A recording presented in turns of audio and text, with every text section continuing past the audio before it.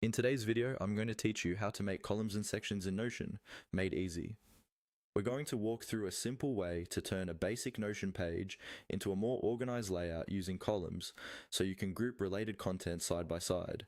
This is perfect for dashboards, planners, project overviews, or any page where you want information arranged in a clean, structured way. First, open Notion and select the page where you want to create columns. This can be an existing page, like your main workspace dashboard, or a brand new page you've just created.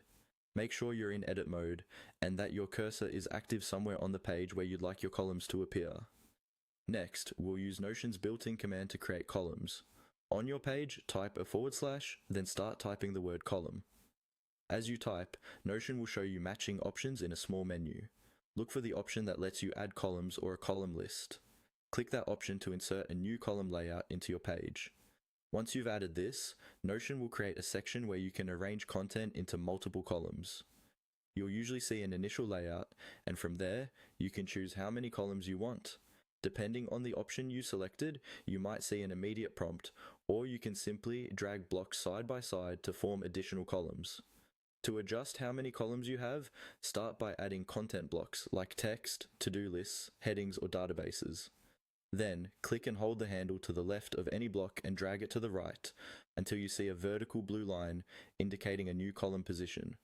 Release the block, and Notion will create another column there. Repeat this process to create as many columns as you need on that row. You can also resize columns by hovering your mouse between them until you see a vertical drag handle appear. Click and drag to adjust the width so each section has the space it needs. This is useful if you want a wide main column and a narrower sidebar column for notes or quick links.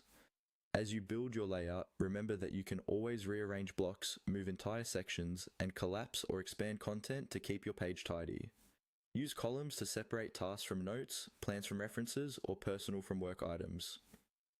That's all you need to start making clean, professional-looking columns and sections in Notion.